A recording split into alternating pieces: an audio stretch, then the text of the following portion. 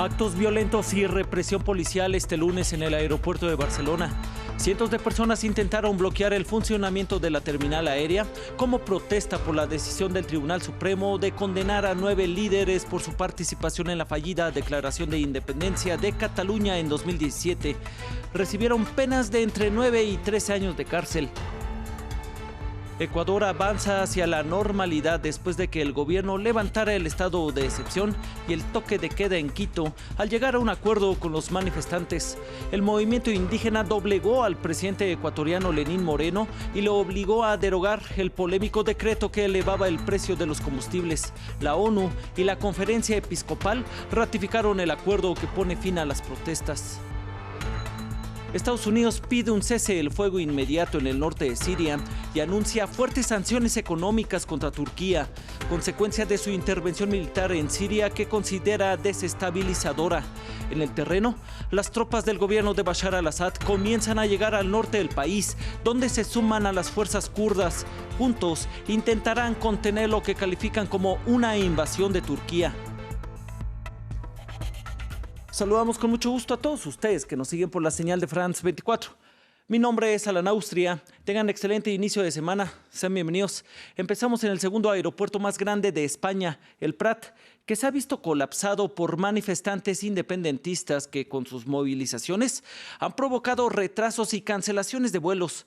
Los manifestantes acudieron a la terminal aérea en un intento por bloquear sus actividades a manera de protesta tras la condena de 9 líderes por su participación en la fallida declaración de independencia de Cataluña en 2017.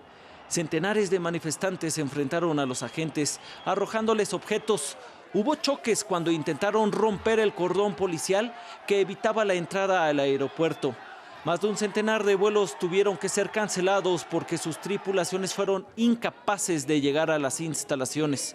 Pero veamos en detalle cuáles fueron los acontecimientos que desataron la ola de descontento social que aún continúa en Cataluña. Luis Muñoz nos informa. El Tribunal Supremo español hizo pública la condena por sedición, malversación y desobediencia a los 12 líderes procesados por los hechos ocurridos en otoño de 2017, que incluyen la organización de un referendo y una declaración de independencia, en unas condenas que fueron desde los 9 a los 13 años de prisión. Es un juicio político que es para darnos un escarmiento a los catalanes y que no tendría que haber habido ese juicio ni esa sentencia, simplemente. El exvicepresidente Oriol Junqueras fue quien recibió mayor castigo, siendo condenado por sedición y malversación. Por su parte, Carles Mundó, Meritxell Borràs y Santi Vila, que abandonaron el gobierno durante los hechos, fueron condenados por desobediencia y no entrarán en prisión.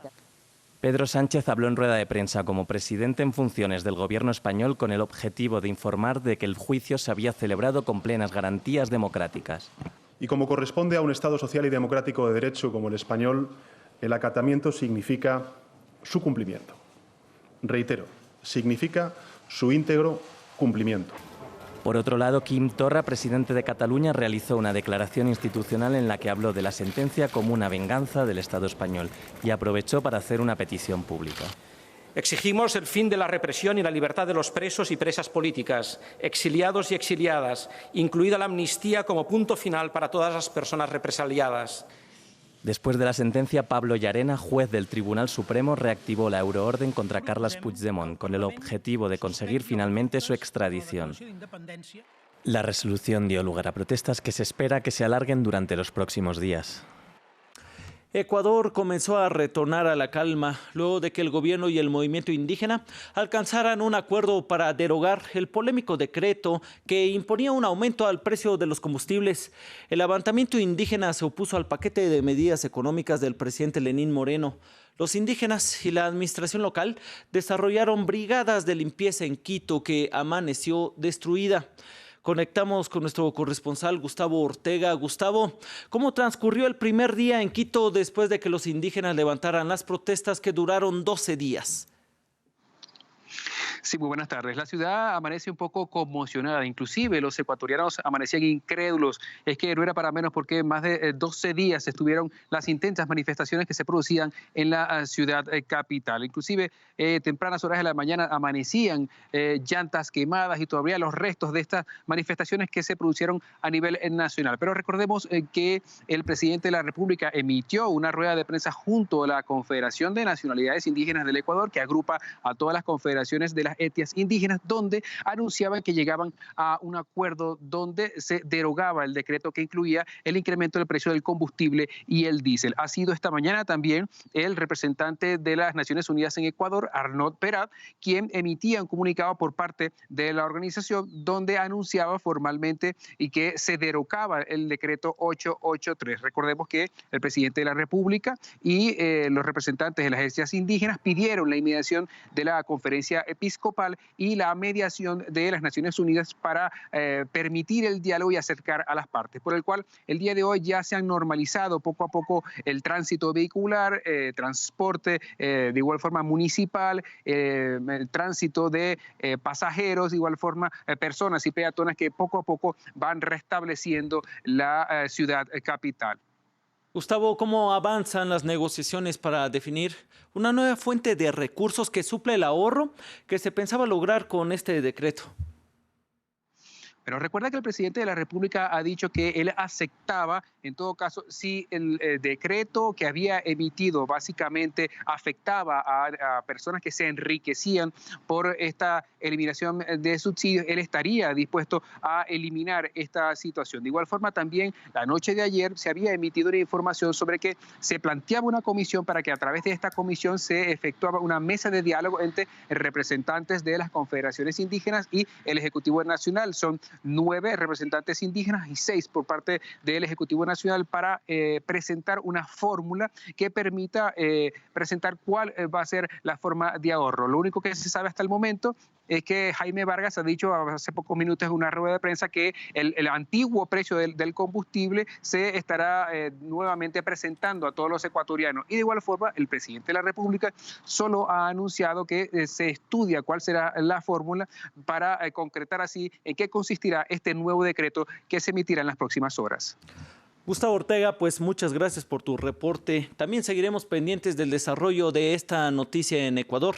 Y pasamos a México, pues al menos 13 agentes de la Policía Estatal murieron en un ataque en el municipio de Aguililla, en Michoacán. En el lugar de los hechos se encontraron carteles que ubican como principal sospechoso al cártel Jalisco Nueva Generación, grupo narcotraficante que tiene especial control de esa región y que es considerado por las autoridades como la mayor organización criminal mexicana por encima del cártel de Sinaloa, debilitado tras la caída de Joaquín El Chapo Guzmán. Este mismo lunes, el secretario de Seguridad, Alfonso Durazo, quiso destacar los avances del gobierno del presidente Andrés Manuel López Obrador en materia de seguridad, asegurando que hubo una inflexión en la tendencia de crecimiento en las cifras de homicidio. No obstante, Michoacán es una de las entidades en donde la violencia sigue a pesar del despliegue de la Guardia Nacional. ¿Cómo ha evolucionado la percepción de inseguridad en su entidad federativa? El primer año lograríamos un punto de inflexión en los primeros indicadores, los principales indicadores de la seguridad. Lo importante no es la dimensión del cambio, sino el quiebre en la tendencia de crecimiento de la percepción de inseguridad. Vamos a otros temas, pues las fuerzas del gobierno sirio continúan avanzando hacia el norte del país para tratar de contener el avance de las tropas de Turquía. Esto tras un acuerdo alcanzado con los kurdos que ya combaten en esa región y que denuncian haber sido abandonados por Estados Unidos. Mientras tanto, crece la campaña de presión internacional contra el gobierno de Recep Tayyip Erdogan. El mandatario Donald Trump exigió un alto el fuego inmediato en Siria, al mismo tiempo que firmó nuevas sanciones económicas contra Ankara y anunció que su vicepresidente, Mike Pence, viajará a Turquía para liderar el esfuerzo diplomático. Desde Europa, varios líderes anunciaron una restricción a la venta de armas a este país, a Turquía. Y la ofensiva turca en Siria tiene un nuevo ingrediente.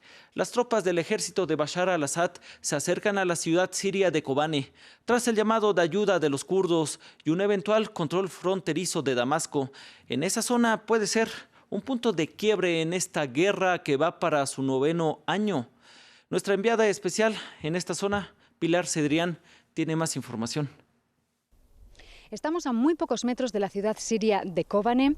Está aquí enfrente de la frontera con Siria. Podemos ver que es prácticamente un pueblo vacío y en el que también podemos percibir los destrozos en las fachadas de los edificios, que son la consecuencia de la gran batalla que hubo en el 2014, en el que por primera vez los kurdos consiguieron derrotar al Estado Islámico gracias a la aviación de Estados Unidos. Hoy Kobane adquiere especial importancia porque la entrada de las tropas del ejército sirio es inminente, después de que los kurdos hayan solicitado apoyo urgente a Damasco para frenar la ofensiva de Turquía.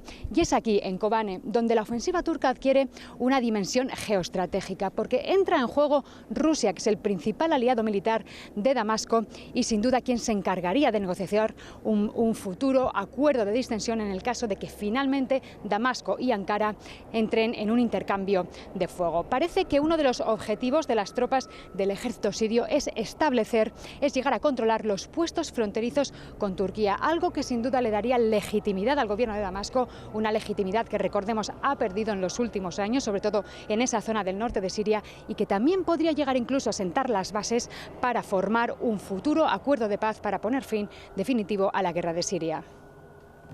La corona británica dio apertura al Parlamento con un discurso de la reina Isabel II, en el que insistió en la prioridad de salir de la Unión Europea el 31 de octubre.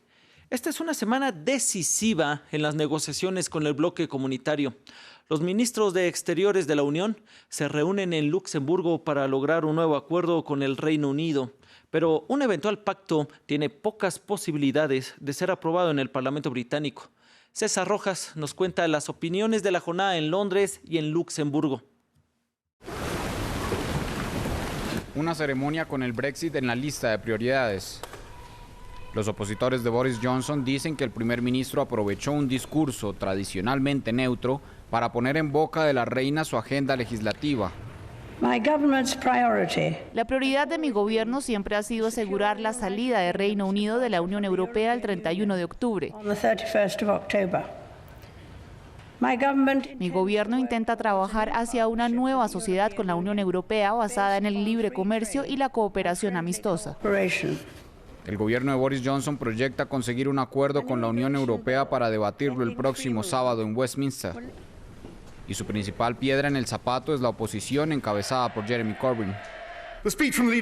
Hablando de la oposición liberal, del líder tergiversador de la oposición, antes se oponía al no acuerdo. Ahora parece estar en contra de cualquier acuerdo. Antes estaba a favor de lograr el Brexit. Ahora quiere un segundo referendo. Primero quería una elección, quiso la elección por mucho tiempo. Ahora, tal vez no. En Luxemburgo, parte de la atención se centra en el gobierno irlandés, que sigue abogando por un acuerdo que no convierta su frontera con Irlanda del Norte, en el Reino Unido, en una fuente de conflicto. Ciertamente los últimos meses han sido difíciles, así que creo que, como dijo el primer ministro irlandés, es posible un acuerdo. Y es posible este mes, incluso podría ser posible esta semana, pero todavía no lo logramos. Y como dijo ayer Michel Barnier, todavía hay mucho trabajo por hacer.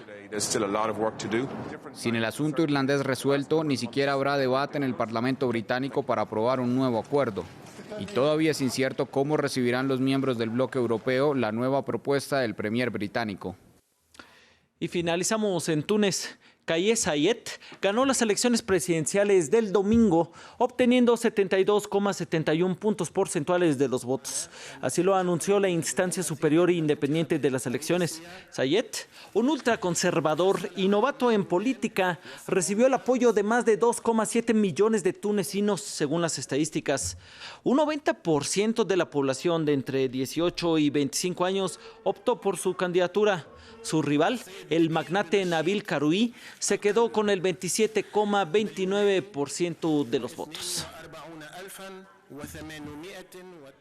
Llegamos al final de esta emisión, pero las noticias no se detienen, con actualizaciones constantes aquí en nuestra señal televisiva, pero también Información al momento en nuestro sitio web france24.com. Muchas gracias por su compañía. Disfrute de su noche de lunes.